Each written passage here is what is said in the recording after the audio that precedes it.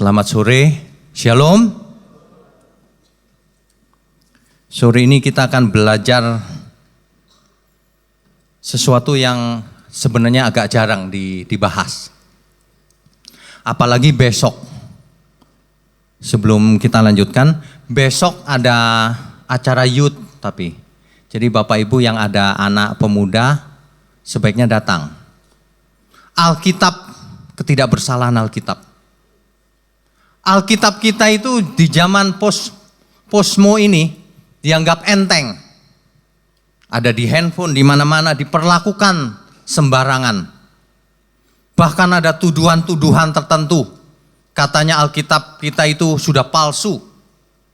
Sudah dirubah-rubah katanya. Sudah bukan asli. Itu topiknya besok. Ya. Jadi anak-anak sebaiknya datang, pemuda, remaja pemuda. Saya nggak tahu apakah orang tua boleh nonton apa enggak. Boleh ya, tentu boleh. Malam ini kita akan bahas tentang firman. Seringkali kita ikut pendalaman Alkitab. Tetapi kalau ditanya soal Alkitab itu apa? Kejadiannya bagaimana bisa jadi Alkitab? Apakah benar Alkitab itu firman Allah? Banyak orang tidak bisa menjawabnya. Malam ini kita akan tuntaskan. Setelah malam ini Bapak Ibu harus bisa secara mantap menjawab bahwa Alkitab benar-benar firman Allah. Ada amin? Alkitab disebut firman Allah.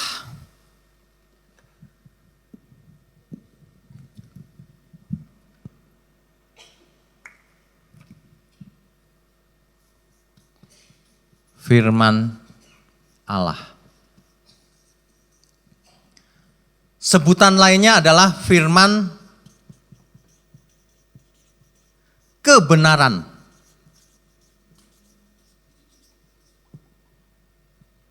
The word of truth. Word of truth. Kata-kata kebenaran. Jadi Alkitab berisi kebenaran atau Alkitab itu adalah sumber kebenaran. Kalau firman kebenaran ini disampaikan, itu efeknya dahsyat sekali. Bapak Ibu mulai hari ini dirubah cara memandang Alkitabnya. Banyak orang gak mau baca Alkitab. Enakan denger Pak? Iya betul, tetapi harus baca juga. Kecuali ada gangguan di mata, misalnya gak bisa baca, ya itu lain ya. Tapi selama masih bisa baca, kita baca setiap hari. Dan harus mengerti, jangan cuma dibaca. Ya, sebab yang namanya word of truth, firman kebenaran ini, kalau tidak dimengerti, percuma. Banyak orang tidak ngerti seluruh isi Alkitab. Cuma mendengar para pengkhotbahnya saja. Itu pun pengkhotbahnya salah lagi. Waduh, korbannya jadi banyak. Jangan, Bapak Ibu, malam ini kita akan belajar ya, bagaimana belajar Alkitab itu. Kan sudah sering pendalaman Alkitab, tapi bahas soal Alkitab jarang ya. Kita buka Mazmur 119 ayatnya yang ke-43. Mazmur 119 ayatnya yang ke-43. Dicatat ayatnya Bapak Ibu, nanti di rumah diulang-ulang. Karena ini banyak sekali ayatnya. Seperti biasa, karena waktunya pertemuannya pendek, banyak nanti dibaca di rumah ya. Janganlah sekali-sekali mencabut firman kebenaran dari mulutku. Sebab aku berharap kepada hukum-hukummu. Kitab Mazmur ditulis oleh Daud sebagian besar. Muncul kata-kata firman kebenaran. Firman kebenaran. Dalam teks Ibraninya itu disebut begini. Devar emet. Ya ini sekedar tahu aja. Devar emet Ibraninya. Di perjanjian baru muncul lagi banyak. Coba kita buka Efesus 1 ayat 13. Efesus 1 ayatnya yang ke-13. Dicatat dulu, nanti di rumah dibaca-baca lagi. Saya bacakan ya. Di dalam Dia kamu juga, karena kamu telah mendengar firman kebenaran. Apa itu? Yaitu Injil keselamatanmu di dalam Dia. Kamu juga, ketika kamu percaya, dimeteraikan dengan Roh Kudus yang dijanjikannya itu. Di Efesus ini kita mendapati satu kebenaran. Efesus 1:13.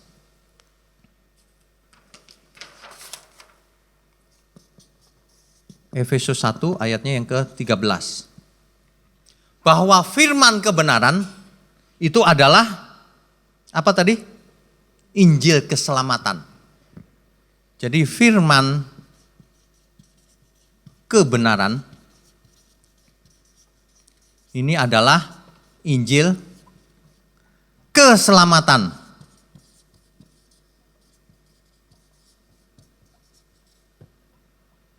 Jadi sebenarnya tidak ada orang yang bisa selamat tanpa firman kebenaran. Tidak ada orang yang bisa selamat tanpa Alkitab. Tidak ada. Apa itu selamat? Kalau selamat cuma dibawa ke surga gampang. Tapi selamat itu apa? Dikembalikannya manusia kepada rancangan atau tujuan semula. Manusia itu diciptakan. Supaya apa? Supaya manusia berkualitas seperti Allah. Di kitab Mazmur ditulis, manusia diciptakan hampir sama seperti Allah. Hampir sama. Kualitasnya hebat. Tanpa Alkitab, tidak ada seorang manusia pun yang berkualitas hidupnya. Manusia akan buta kebenaran. Tidak mengerti. Kenapa? Memangnya Tuhan bisa dikira-kira? Memangnya Tuhan bisa pakai logika ditemukan? Tidak bisa. Sebenarnya kalau Tuhan yang bukan Tuhan yang menyatakan dirinya, manusia nggak bisa menemukan Tuhan. Amin. Karena Tuhan yang menyatakan diri, maka manusia bisa mengenal. Dengan berbagai cara Tuhan menyatakan dirinya. Nah, yang tertulis adalah Alkitab yang tertulis. Nanti dicatat Efesus 1:13, kemudian Kolose 1 ayat 5. Kolose 1 ayat 5. Kolose 1 ayat 5 saya bacakan. Oleh karena pengharapan yang disediakan bagi kamu di surga. Tentang pengharapan itu telah lebih dahulu kamu dengar dalam firman kebenaran. Yaitu Injil. Diulang-ulang ini. Satu lagi Yakobus 1:18. Yakobus 1 ayat 18. Saya bacakan lagi ya, nanti dibuka di rumah aja, dengar aja supaya cepat. Atas kehendaknya sendiri, nya di sini besar. Ia telah menjadikan kita oleh firman kebenaran. Jadi ketika Tuhan menciptakan kita dengan firman kebenaran. Supaya kita pada tingkat yang tertentu, supaya kita bisa mencapai tingkat yang tertentu, menjadi anak sulung di antara semua ciptaannya, yang mempunyai karunia sulung roh, supaya kita menjadi sulung, supaya kita menjadi berkualitas. Bukan cuma beragama Kristen. Kalau cuma beragama Kristen gampang. Ke gereja, isi formulir, selesai. Itu gak ada apa-apanya itu. Itu cuma KTP-nya yang Kristen. Tapi kalau diciptakan hampir sama seperti Allah, pasti ada prosesnya. Prosesnya pasti sulit, pasti panjang, pasti butuh waktu. Makanya kalau ada ajaran yang gampangin gitu, pasti salah itu. Kalau ikut Tuhan Yesus gampang bu, nanti tokomu laris, nanti rezekimu banyak. Salah itu ajaran itu pasti. Barang bagus itu mahal, itu logika sederhana aja. Orang yang mau selamat itu sulit.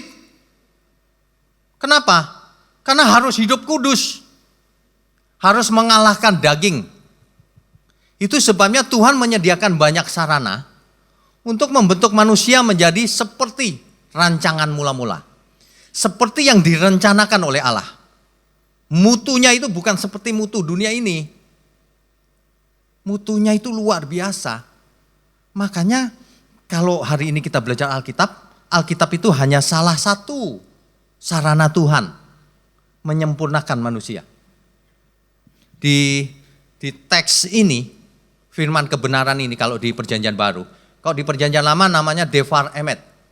Kalau di Perjanjian Baru, Logon Tes Aletheia.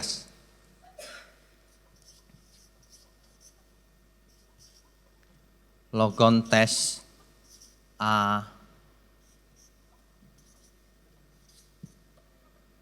Aletheia. Ini logos, firman. Aletheia, ingat aletheia, kebenaran. Firman kebenaran. Nanti dibaca di rumah ya, ayat-ayatnya ya.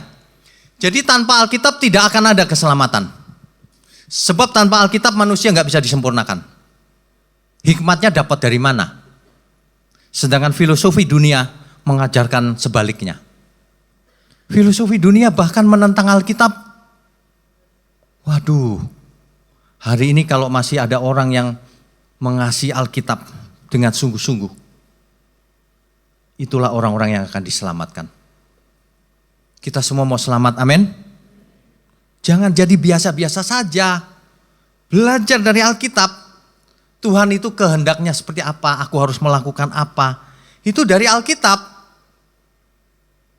Roma 1 ayat 16. Roma 1 ayat 16. Ini agak cepat ya. Waktunya pendek soalnya.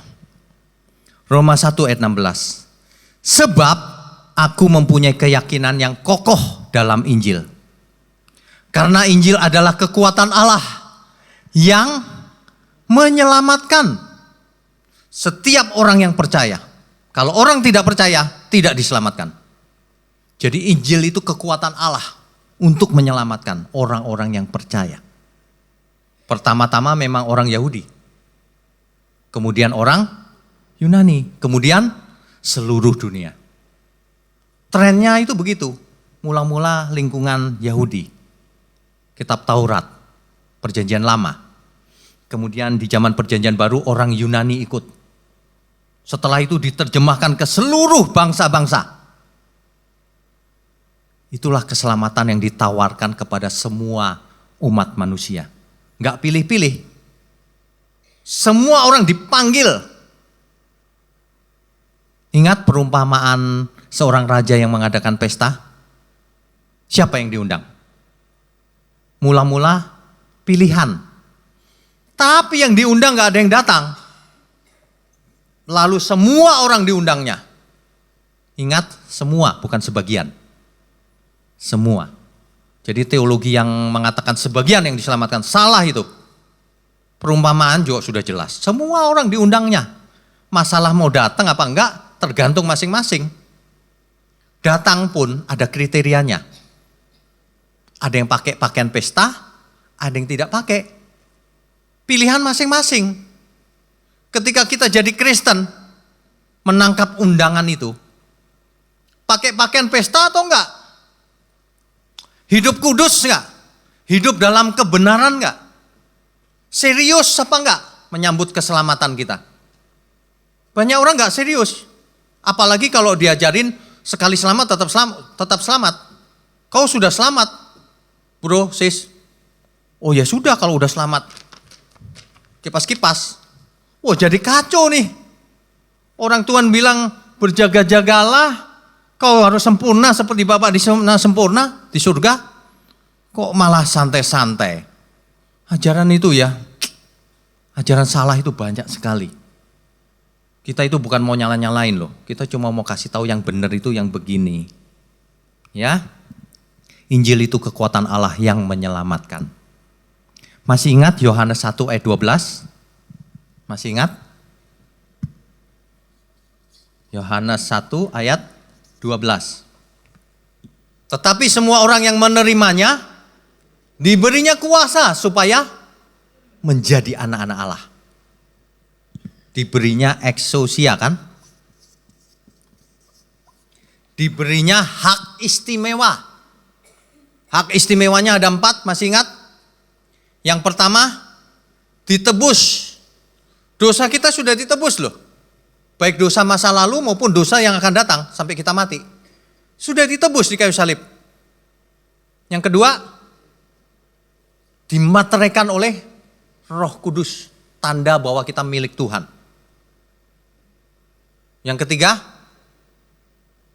diberi Injil. Diberi firman kebenaran. Ingat ya. Jadi firman kebenaran ini salah satu dari hak istimewa orang percaya. Salah satu dari exousia ini. Kalau orang anggap enteng, dikasih hak istimewa tapi anggap enteng. Waduh.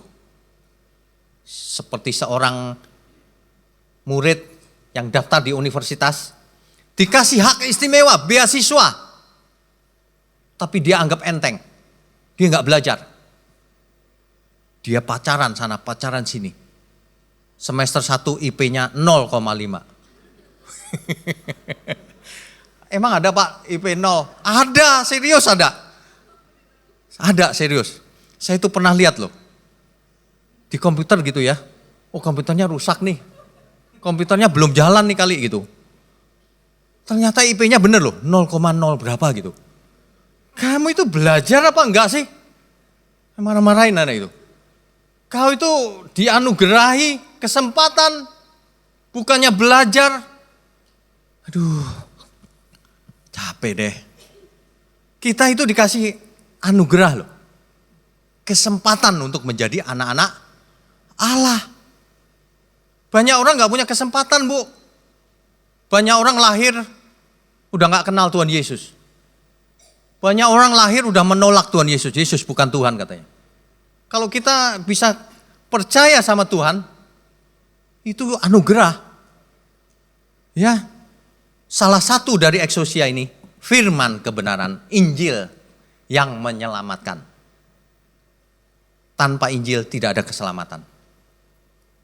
Ya, ada amin? Oke, kita lanjutkan. Kalau kita ingat Hosea 4 ayat 6, apa bunyinya? Hosea 4 ayat 6. Umatku binasa karena tidak mengenal Allah. Umatku binasa karena lack of knowledge. Kurang pengetahuan, Pak. Jadi bukan tidak mengenal aja, mungkin mengenal tapi sedikit. Kurang pengetahuannya. Lack of knowledge bahasa Inggrisnya. Jadi bukan tidak mengenal sama sekali. Kalau seseorang tidak mengenal Allah, tidak mengenal kebenaran, binasa dia. Biar orang Kristen. Apalagi kalau pengertiannya salah. Pengertiannya salah. Memangnya ada diskon kalau orang Kristen dari Tuhan, dari surga. Kalau kita salah, nggak apa-apa. Enak aja, justru karena kita menerima Tuhan Yesus, kita harus tidak boleh salah. Amin. Nggak boleh salah kita. Saya harap di sini makin lama makin dewasa dan pengertiannya makin lengkap. Supaya tidak buat salah lagi. Ya. Banyak orang buat salah tapi tidak merasa salah. Banyak orang kedagingan tapi tidak merasa kedagingan. Karena nggak belajar firman dengan benar. Kedagingan itu kan sederhana. Apa kedagingan? Soal makan, soal minum, soal seks. Gampang kan? Kenapa dilanggar semuanya? Makan sembarangan. Minum sembarangan. Selingkuh sembarangan. Kawin sana, kawin sini. Banyak simpanan. Bukan tabungan ya. Ini simpanan tanda kutip. Aduh, maskot lagi. Banyak simpanan, heran. Yang saya heran itu banyak orang ke gereja rajin. Tapi masih melakukan itu. Saya bisa bingung. Ini artinya orang gak ngerti kebenaran. Cuma absen di gereja. Hari ini kalau kita diingatkan exousia itu, hak istimewa kita itu, dikasih firman kebenaran. Kalau sudah ditebus, lalu diberi Roh Kudus, tapi tidak dikasih firman kebenaran, apa jadinya? Merasa benar, padahal kosong pikirannya. Nggak ngerti Tuhan maunya apa. Nggak ngerti kebenaran. Makanya dikasih supaya mindsetnya dirubah. Mindset manusia hanya dirubah oleh firman kebenaran. Iman timbul dari pendengaran, pendengaran akan firman Tuhan, firman Kristus, remato Kristo. Firman Kristus, nggak ada yang lain, Injil, firman kebenaran. Ya, keselamatan itu bukan cuma diampuni, ya deh diampuni dah, nanti ke surga ya. Bukan, justru setelah diampuni ini pekerjaan besar, sulit. Ayo, kau harus sempurna. Nah, kalau udah ngomong sempurna, akan dibahas panjang lebar tuh di seminar yang 2 minggu lagi ya. Apa Sabtu depan? Oh, Sabtu depan. Itu tentang kesempurnaan. Karena banyak orang di luar sana ngomong begini, manusia mana bisa sempurna? Kan kita masih manusia. Berarti kau nggak ngerti kesempurnaan apa yang dimaksud Tuhan. Makanya datang ke seminar. Suruh orang-orang itu datang ke seminar. Nanti kita kasih tahu. Sebab itu perintah Alkitab. Kalau kau menolak itu artinya kau nggak percaya Alkitab loh. Kau pikir Tuhan basa-basi ya? Tuhan berkata kau harus sempurna sebab Bapak sempurna. Harus. Nah, sempurna itu apa? Harus belajar. Ya kan? Yang diberi banyak dituntut banyak, yang diberi sedikit dituntut sedikit. Kan begitu. Belajar ya. Prosesnya panjang. Proses apa sih sebetulnya? Roma 12 ayat 2.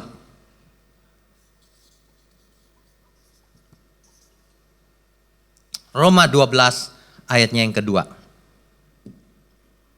Janganlah kamu menjadi serupa dengan dunia ini, tetapi berubahlah oleh pembaharuan budimu. Ini mesti dicamkan baik-baik pelan-pelan ini. Jangan seperti dunia ini. Tetapi berubahlah. Berubahlah itu be transform. Ayo berubah.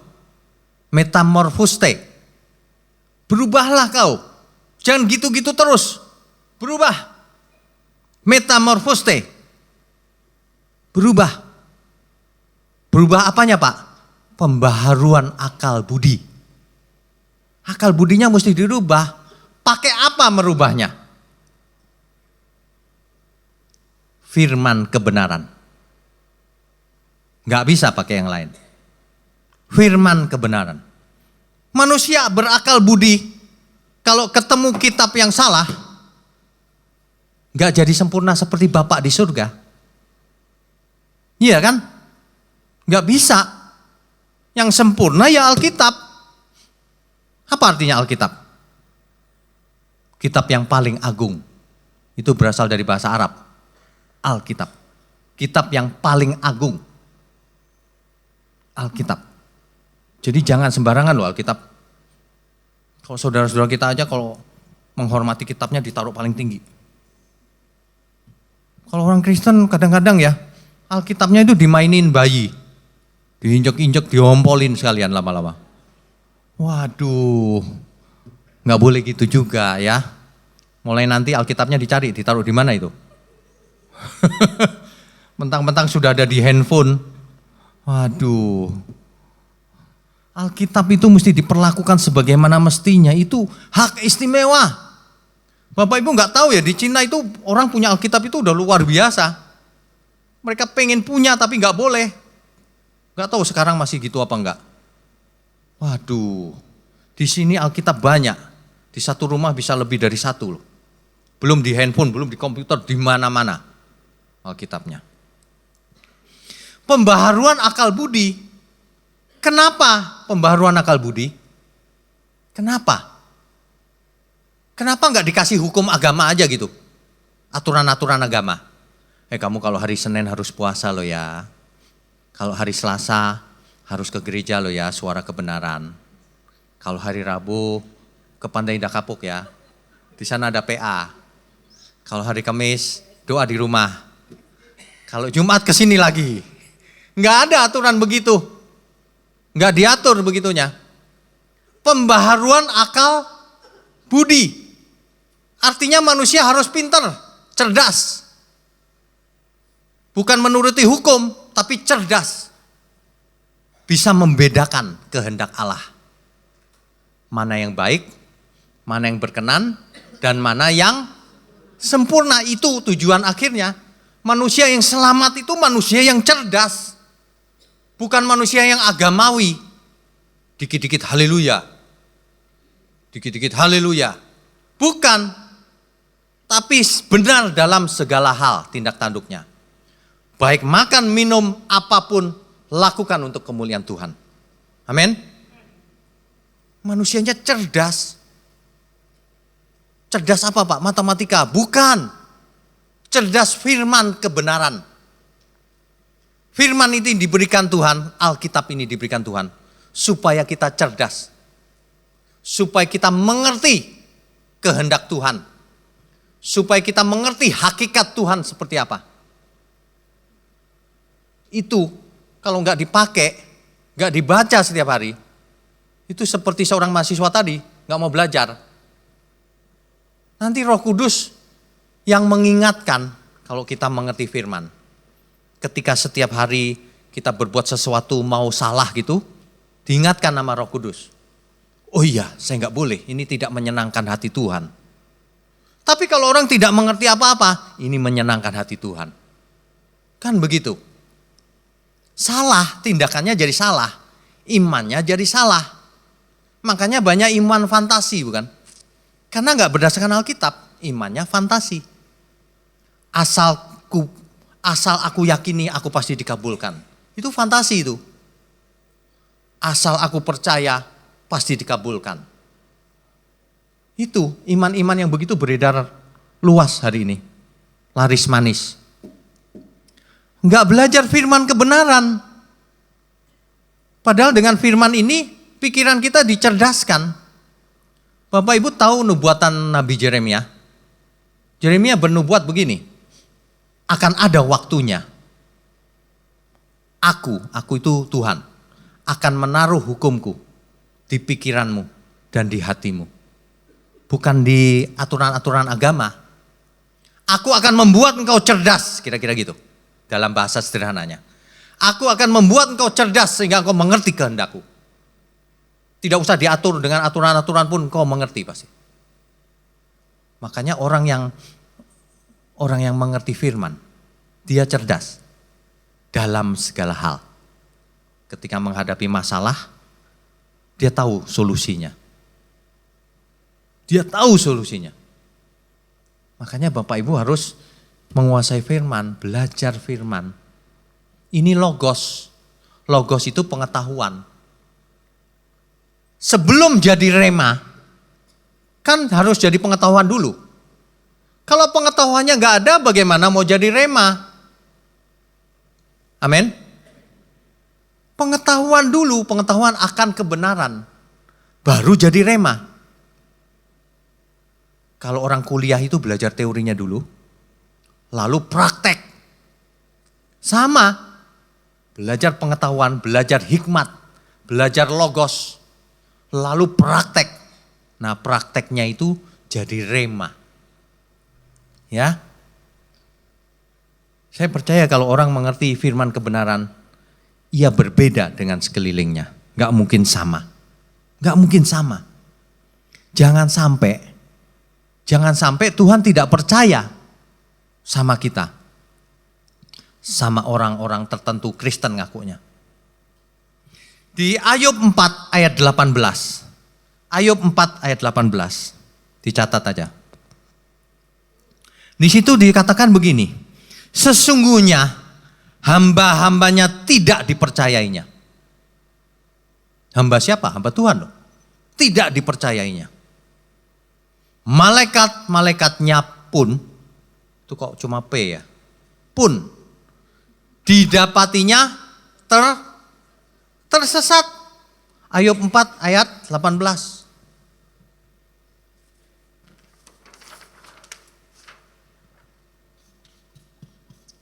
Ayub 4 ayat 18. Tersesat.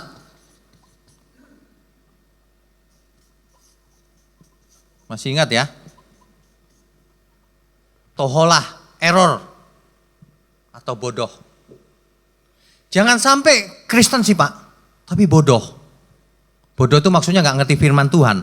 Bukan soal sekolahan loh, saya gak ngomong sekolahan ini. Gak ngerti firman, gak pernah belajar, gak pernah baca Alkitab setiap hari. Banyak ya pengkhotbah itu gak baca Alkitab. Dia ngomongnya begini, aku dengar suara Tuhan langsung. Aku diajari langsung sama Tuhan. Lebih hebat dong, seakan-akan ya. Jangan percaya orang begituan. Sebab Alkitab itu, firman kebenaran ini, ditulis dalam bentuk Alkitab. Itu karya Roh Kudus. Roh Kudus yang menginspirasi para penulis Alkitab. Supaya menulis.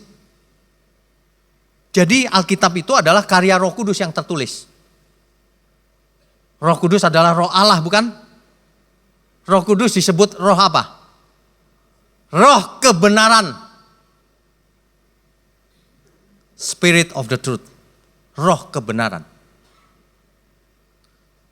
Roh kebenaran itu berkarya menulis menjadi Alkitab. Makanya Alkitab ini disebut firman kebenaran. Roh itu roh Allah. Allah kita disebut God of Truth. God of Truth. Tuhan kebenaran. Kalau kita menerimanya mau jadi anak-anak Allah, harus jadi anak-anak kebenaran. Kalau orang kelakuannya masih gak benar, biar dia rajin PA, biar dia Kristen udah lama, biar dia hamba Tuhan sekalipun, dia bukan anak-anak kebenaran. Sebab anak-anak kebenaran itu nyata dalam segala hal. Baik aku makan, minum, apapun, lakukan untuk kemuliaan Tuhan. Itu kebenaran. Jadi jangan error. Ya. Kalau tidak mau error, bacalah Alkitab setiap hari. Renungkan baik-baik. Hayati, lakukan. Kalau enggak buat apa jadi Kristen? Alkitabnya aja enggak dibaca. Padahal ini hak istimewa. Hanya Alkitab satu-satunya sumber kebenaran yang utuh. Utuh ya saya ngomong ya. Yang utuh hanya Alkitab. Tidak ada kitab yang utuh. Sebab dia inspirasi Roh Kudus. Bukan karya manusia. Tuh, tapi yang nulis kan orang manusia biasa Pak. Iya betul. Itu ada pembahasan tersendiri. Inspirasi Roh Kudus itu bagaimana caranya? Apakah manusia itu dirasuk gitu, Roh Kudus masuk terus dirasuk terus nulis? Bukan, bukan itu. Itu yang akan dibahas di besok. Besok dan tanggal seri keduanya, ini 2 seri. Seri keduanya tanggal berapa ya? 5 Agustus. Itu seri keduanya. Jadi Alkitab ini bagaimana sih? Banyak orang nggak tahu kan tiba-tiba utuh gitu ya. Jatuh dari langit ya Pak. Memangnya di langit ada percetakan? Nggak ada kitab jatuh dari langit. Nggak ada. Itu dicetak. Tapi melalui proses ditulis oleh para rasul, nabi dan seterusnya. Dalam inspirasi Roh Kudus tentunya. Jadi kalau Bapak Ibu punya Alkitab jangan didudukin loh ya. Itu gak hormat tuh namanya. Mulai hari ini bukan berarti menghormati Alkitab, bukan. Kita harus perlakukan sepantasnya. Memang yang penting adalah pengertiannya, betul. Tapi sikap kita juga harus benar dong. Ya. Roh Kudus, inspirasi Roh Kudus. Roh Kudus adalah roh kebenaran. Namanya saja roh kebenaran. Artinya dia akan membawa kita kepada seluruh kebenaran. Namanya saja sudah roh kebenaran. Yohanes 14 ayat 17. Yohanes 14 ayatnya yang ke-17. Coba kita baca. Yaitu roh kebenaran. Dunia tidak dapat menerima dia. Sebab dunia tidak melihat dia dan tidak mengenal dia. Tetapi kamu mengenal dia, sebab ia menyertai kamu dan akan diam di dalam kamu. Roh kebenaran itu diam di dalam kita. Waduh, banyak orang nggak menyadarinya. Roh kebenaran itu ada dalam diri kita. Kalau kita sampai jeblok hidupnya, rapotnya di hadapan Tuhan, salah siapa? Salah diri sendiri, nggak mau belajar. Salah sendiri, kenapa nggak mau belajar? Yohanes 15 ayat 26. Jikalau penghibur yang akan kuutus dari Bapa datang, yaitu roh kebenaran, Roh Kudus, yang keluar dari Bapa, ia akan bersaksi tentang aku. Aku di situ siapa? Tuhan Yesus. Jadi roh itu, roh kebenaran itu akan bersaksi tentang Tuhan Yesus. Satu lagi, Yohanes 16 ayat 13. Tetapi apabila ia datang, yaitu roh kebenaran, ia akan memimpin kamu ke dalam seluruh kebenaran. Jadi Roh Kudus akan pimpin kita, akan bawa kita kepada seluruh kebenaran. Ayo hidup dalam kebenaran. Banyak orang gak mau hidup dalam kebenaran, tapi rajin ke gereja. Pribadinya ganda itu. Mau benar tapi mau gampang. Gak mau melakukan. Percuma kalau gak mau melakukan. Ingat, Alkitab kita itu pengarang aslinya Roh Kudus. Roh Kudus memakai tangan para hamba-hamba Tuhan yang dipakainya untuk menulis kitab itu. Ada nggak buku yang ditulis lamanya 1.500 tahun baru dicetak? Nggak ada. Alkitab kita ditulis kurun waktunya 1.500 tahun. Penulisnya minimal 40 orang. Minimal. Kenapa begitu ya? Supaya satu sama lain gak bisa bertemu. Gak bisa kolusi. Gak bisa janjian.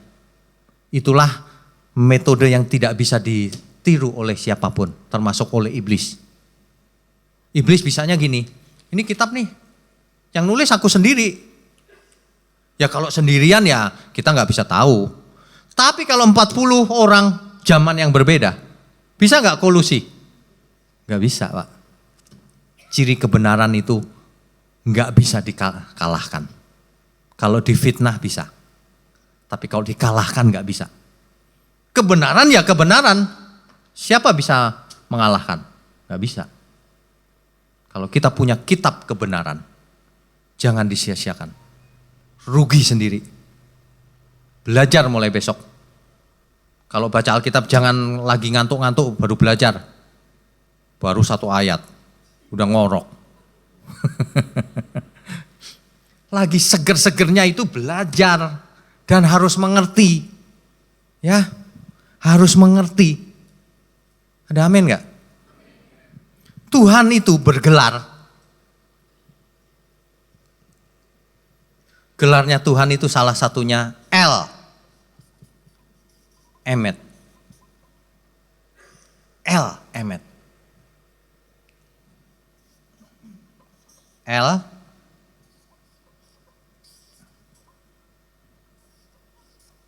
El, Emet. Artinya God of Truth. God of Truth. Tuhan kebenaran.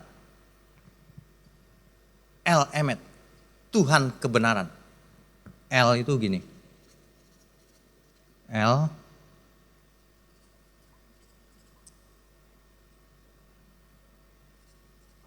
El Emet.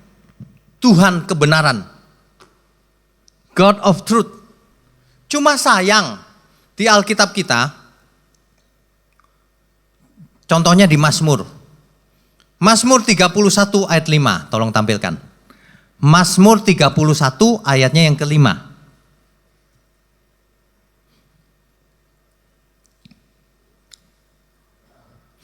Ke dalam tangan-Mu lah kuserahkan nyawaku. Engkau membebaskan aku ya Tuhan, Allah yang setia. Padahal kalau kita cek bahasa aslinya, itu mestinya God of truth.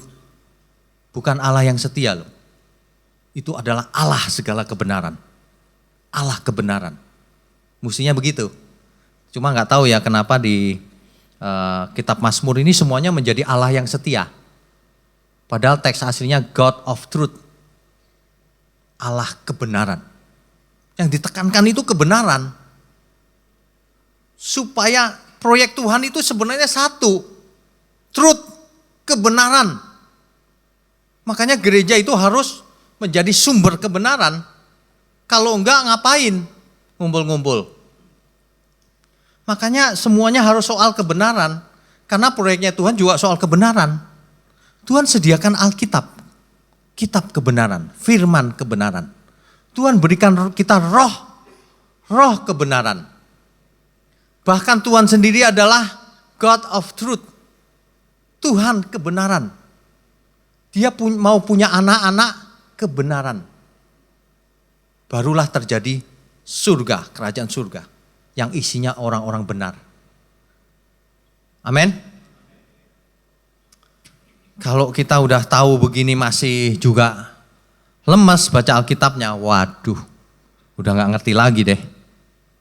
Tuhan Yesus berkata terus terang loh, I am the truth, akulah kebenaran itu. Jadi kalau ada orang ngomong, mana Pak di Alkitab Yesus Tuhan? Kamu gak ngerti apa ya namanya ya? Waduh. Ini soalnya live Bu. Kamu gak ngerti atau apa ya? Kalimatnya jelas, I am the truth. God of truth itu siapa? Allah itu kebenaran, bukan manusia. Gak ada manusia berani I am the truth. Gak ada. Akulah kebenaran, kata Tuhan Yesus.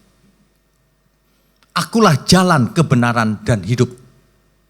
Coba, tidak ada seorang pun sampai kepada Bapa kalau gak melalui aku. Kurang jelas itu kalimat itu. Itu Yohanes 14 ayat 6. Dicatat ya Bapak Ibu, Yohanes 14 ayat 6. I am the truth. Di kitab Wahyu 3 ayat 14. Kalau di bahasa Indonesia coba kita baca. Wahyu 3 ayat 14. Dan tuliskanlah kepada malaikat jemaat di Laodikia, inilah firman dari Amin. Ini kayaknya kok kalimatnya gitu ya, inilah firman dari Amin. Mana Pak Amin?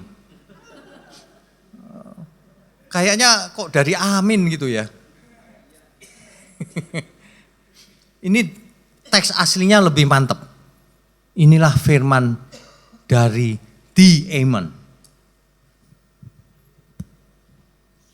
Ada the-nya, di the Amen.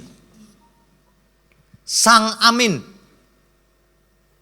Tuhan adalah God of truth, God of Amen. Ya. God of Amen. Tuhan Yesus sendiri yang ngomong. Ini cuma contoh beberapa aja. Intinya adalah begini. Tuhan sendiri ngomong juga begini, dicatat. Yohanes 8 ayat 31 sampai 32. Yohanes 8 ayat 31 sampai 32. Maka katanya, kata Tuhan Yesus, kepada orang-orang Yahudi yang percaya kepadanya. Tuhan ngomong kepada orang Yahudi yang percaya kepadanya. Jikalau kamu tetap dalam firman-Ku, kamu benar-benar adalah murid-Ku. Kalau ada orang yang tiap hari tidak bersentuhan dengan Alkitab, cepetan bertobat. Karena murid Tuhan setiap hari dia bersentuhan dengan firman. Tetap di dalam firman. Bukan soal bacanya loh, dihidupi. Ya, ia benar-benar adalah muridku, kamu. Dan kamu akan mengetahui kebenaran. Dan kebenaran itu akan memerdekakan kamu. Gak ada cara lain selain tetap dalam firman. Bagaimana tetap dalam firman kalau tidak mengerti firman? Bagaimana mengerti firman? Baca Alkitab. Renungkan baik-baik. Lakukan. Sebab roh kebenaran itu, dia akan menolong kita mengerti lebih lanjut. Supaya tidak hanya teori, tidak hanya pengetahuan, tidak hanya hikmat. Tapi menjadi rema. Ya. Nah itulah kalau Tuhan sudah ngomong langsung, itu penting banget berarti. Supaya kamu merdeka ujungnya. Supaya kamu jadi anak-anak kebenaran. Anak-anak Allah yang maha tinggi. Tuhan menyediakan Roh Kudus. Agar Roh Kudus menolong kita. Dengan logos tadi menjadi rema. Supaya kebenaran itu menjadi konkret dalam hidup kita. Oleh sebab itu, Alkitab harus dimengerti secara benar. Secara benar, ya. Waktunya tinggal 10 menit ya. Kalau Bapak Ibu baca Alkitab, itu harus metodenya harus ini, Bapak Ibu.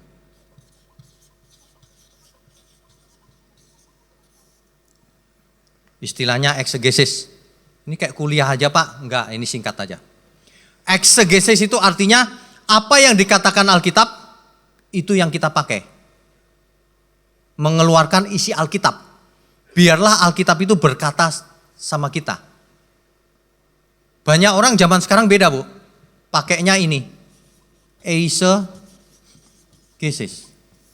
Memasukkan ide ke dalam Alkitab. Contohnya. Aku mau cari soal berkat. Di komputer dicari berkat, keluar ayatnya semua. Nah ini ayatnya banyak nih buktinya. Terus dikhotbahkan berkatnya. Bukan apa yang kata Alkitab, ada idenya dulu nih. Supaya toko laris, supaya diberkati, jadi konglomerat dan sebagainya. Ayatnya mana ya yang berkat? Kebalik. Baca Alkitab, apa kata Alkitab? Itu eksegesis. Makanya harus Alkitabiah. Maksudnya itu, menurut Alkitab. Firman kebenaran, jika diartikan lain, bukan firman kebenaran. Iblis pakai firman, pakai ayat-ayat Alkitab. Tapi dengan tujuan dan konteks yang berbeda. Beda, pakai ayat. Mintalah kau akan diberi. Yes, aku klaim janjinya. Klaim. Manusia gak pantas klaim Tuhan, saya kasih tahu. Sebenarnya yang mengklaim itu adalah Tuhan. Tuhan sudah mati buat kita. Dia berhak penuh atas semuanya. Mestinya Tuhan yang klaim kita loh. Aku klaim hidupmu. Kau kuberi, kutebus. Untuk apa hidupmu itu? Apa yang udah kau lakukan? Diklaim kita semua sebenarnya. Sebenarnya kita yang diklaim sama Tuhan. Kau berhutang. Jangan hidup menurut daging. Tapi harus menurut roh. Diklaim kita, bukan kita yang klaim Tuhan. Waduh, banyak orang tidak mengerti. Baca Alkitabnya salah caranya. Banyak ide, dia pakai Alkitab untuk mendukung idenya. Salah, justru apa yang Alkitab katakan, biar tidak sesuai keinginan, itu kebenaran. Katakan amin. Mulai hari, kita beri kemuliaan untuk Tuhan. Tuhan Yesus itu ngomong begini loh, nanti dibaca di rumah.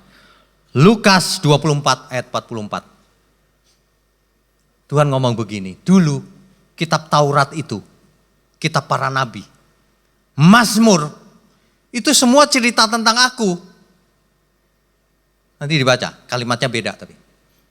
Artinya seluruh Alkitab, firman kebenaran itu, pusatnya di Tuhan Yesus. I am the truth. Makanya, kalau Bapak Ibu punya Alkitab, mesti pede, mantep. Mesti militan belajar Alkitab. Jangan asal-asalan. Alkitab itu pusatnya perjanjian baru. Semua di perjanjian lama itu cerita tentang aku, kata Tuhan Yesus. Semuanya itu tentang aku. I am the truth. Akulah yang dimaksud oleh kitab suci itu. Tuhan Yesus itu, hari ini, saya cuma mau ingatkan gini, banyak orang pikirannya picik. Kita harus punya pikiran besar kalau mau jadi anak-anak kebenaran. Alkitab berkata gini, siapkan akal budimu kalau kamu mau hidup kudus. Siapkan akal budimu kalau kau mau jadi anak-anak Allah yang maha tinggi. Kalau kamu mau jadi anak-anak kebenaran, siapkan akal budimu. Kita hidup seperti apa sih? Banyak orang nggak membayangkan gambar besarnya. Ini saya ulang-ulang terus nih. Kita itu banyak saksi bukan? Sedang bertanding banyak saksi lagi. Ada siapa di surga? Ada Bapak. Lihat kita nggak? Lihat. Ada siapa lagi? Tuhan Yesus. Lihat kita? Lihat. Kita punya roh manusia. Kita disertai oleh Roh Kudus. Roh Kudus ini ngeling ke Bapa karena roh Allah, roh Bapa itu. Ya. Di Tritunggal nanti bisa dibahas lebih lanjut ini. Kemudian siapa lagi yang lihat kita? Malaikat. Betul ya? Siapa lagi? Setan atau iblis. Melihat gak? Lihat manusia. Alkitab berkata, lawanmu si iblis berkeliling bagaikan singa yang mengaum-ngaum. Ingin menelan orang yang bisa ditelannya. Siapa lagi? Roh-roh jahat. Siapa lagi? Sesama. Betul? Kita itu sedang banyak yang mengelilingi kita. Kita sedang diteropong pakai mikroskop gitu seolah-olah. Pakai lup, pakai kaca pembesar. Tuhan gini, ini anakku. Ayo, kau harus jadi anak-anak kebenaran. Kau sudah ketebus, sudah kukasih Roh Kudus nih. Ayo cerdas pikiran hatinya, kenakan pikiran dan perasaan Kristus. Gimana caranya? Kau kuberi satu lagi.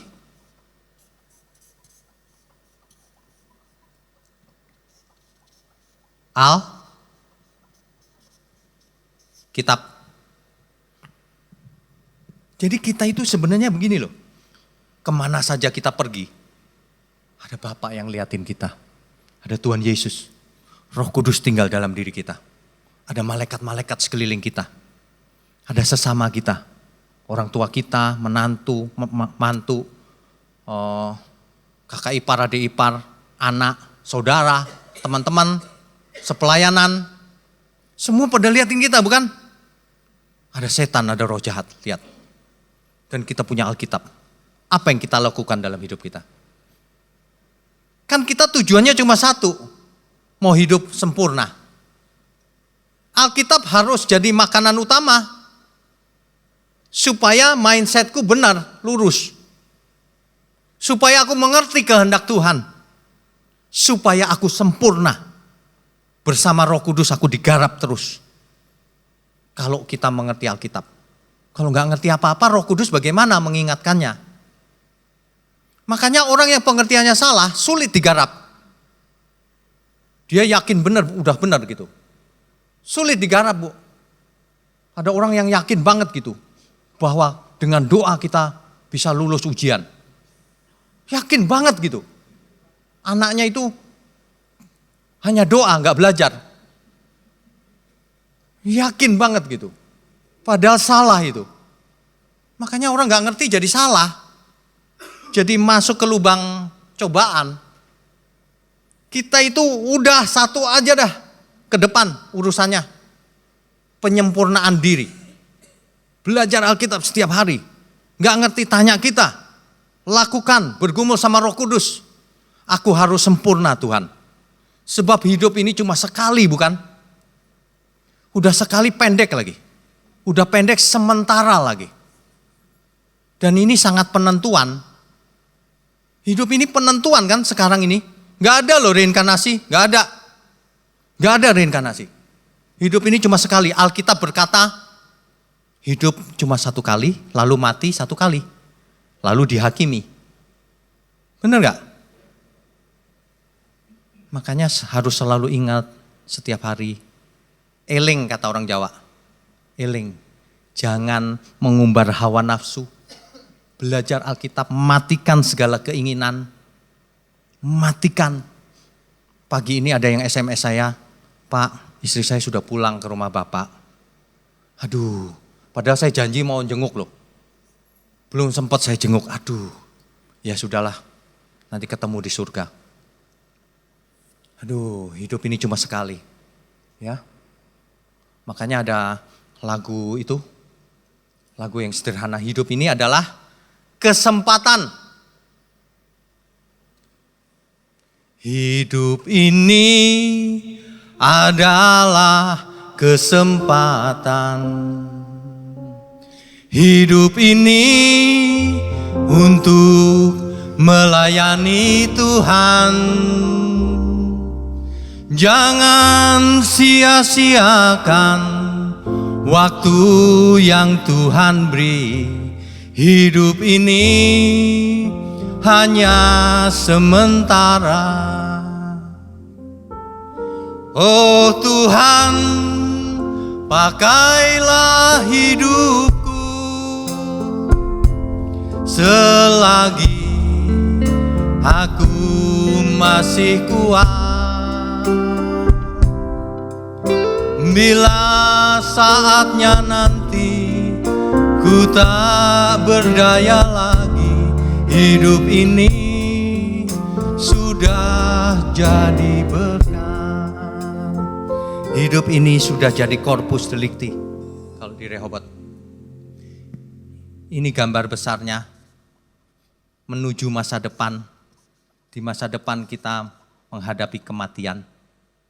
Tapi sebelum kita mati, ingat kondisinya begini. Ayo pergunakan Alkitab. Ayo hidup di bawah pimpinan Roh. Ayo kita sempurnakan diri kita. Supaya kita hidup suci, hidup kudus. Jangan pernah berkata di dunia ini kita gak bisa hidup kudus Pak. Kita bisa hidup kudus, katakan amin. Hidup tidak bercacat, tidak bercela. Bisa.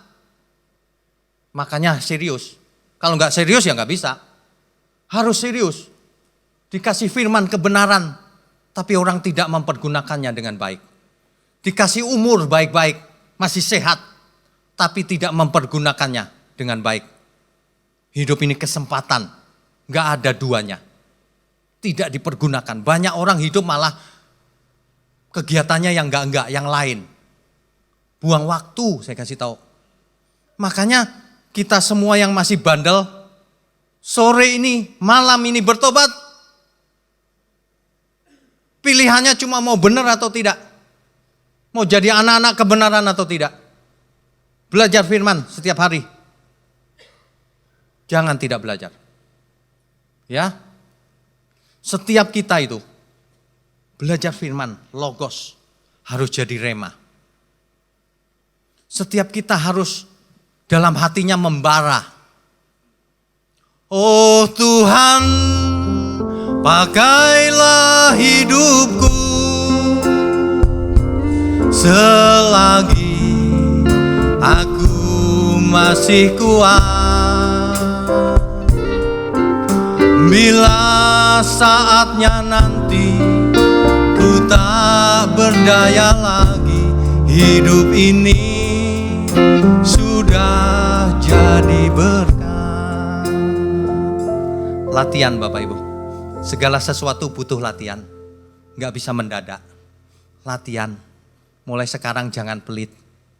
Sama saudara bagi-bagi, sama sesama bagi-bagi. Ya, bagi duit, yang punya duit.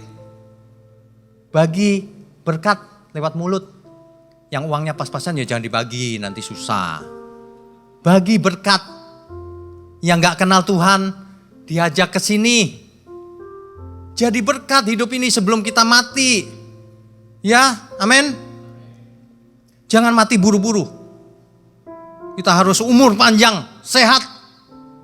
Sampai akhirnya tidak berdaya lagi. Setelah tidak berdaya lagi, tapi Tuhan sudah tersenyum. Ini anakku yang kukasihi, kepadanya aku berkenan. Amin. Kita beri kemuliaan untuk Tuhan. Oh ya, satu lagi ingat. Kalau baca Alkitab jangan buru-buru. Dulu suka pertandingan tuh satu sama lain. Bu, sudah berapa kali baca Alkitab? 10 katanya. Si ibu ini nyaut, saya dong udah 15. Yang sana nyaut, pendeta, saya dong udah 50 kali. Memangnya kalau udah 50 kali, 100 kali lebih sakti dari yang 10 kali. Banyak orang mikirnya begitu loh, aduh. Yang penting itu mengerti. Setelah mengerti, lakukan. Mantap itu. Ya, amin. Amin, beri kemuliaan untuk Tuhan.